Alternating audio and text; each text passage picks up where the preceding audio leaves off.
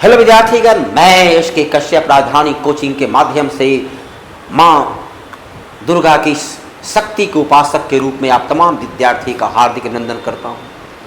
आप लोग शक्ति की उपासना में लगे हुए हैं, लेकिन वास्तविक शक्ति कहाँ होती है? वास्तविक शक्ति आपकी बौद्धिक क्षमता होती है, और इसी बौद्धिक क्षमता के माध्यम से आप अपने जीवन के भविष्य को अपनी मुट्ठी में करते हैं।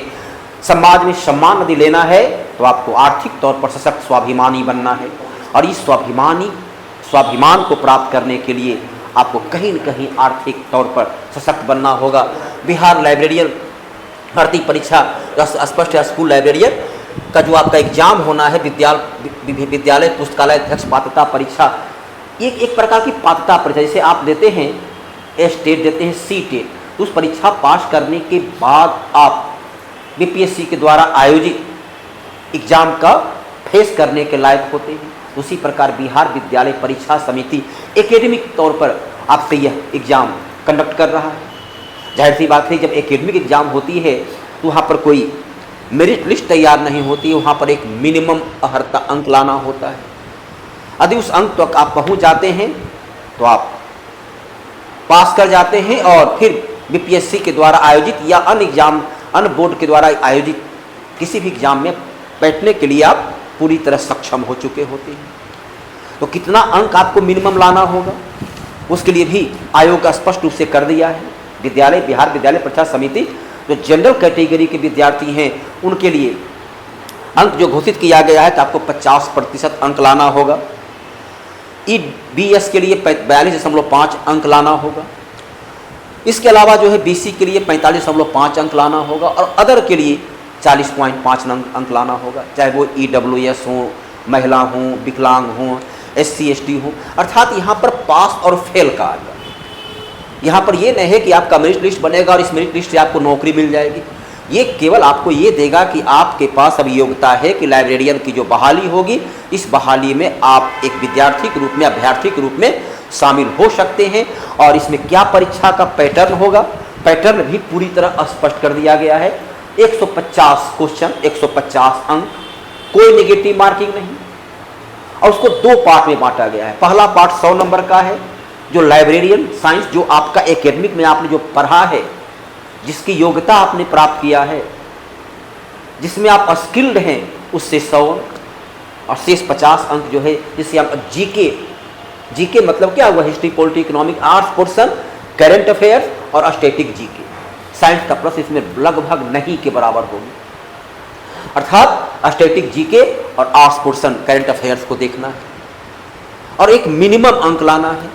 कोई आपको अधिकतम अंक की नहीं, मिनिमम अंक आप ले आते हैं तो आप भविष्य में किसी भी लाइब्रेरियन पद के लिए, शिक्षक बनने के लिए आप पूरी तरह से योग्य हो जाते हैं, और अपनी भविष्य को आप अपनी मुट्ठी में कर सकते हैं।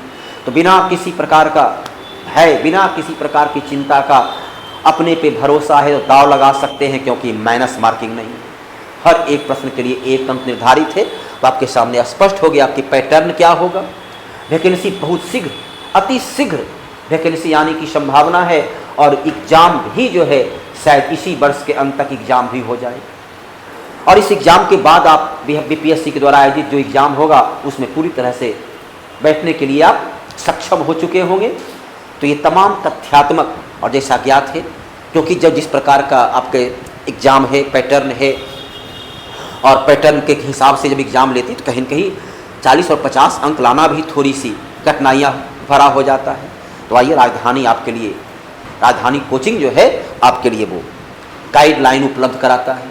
सुयोग शिक्षक के माध्यम से आप उस मिनिमम अंक को बिना किसी परेशानी के, बिना किसी बाधा के पार कर सकें। तो उसके लिए राजधानी कोचिंग आपके लिए एक उचित मंच, सुयोग शिक्षकों से सुसज्जित मंच आपको उपलब्ध कराता है।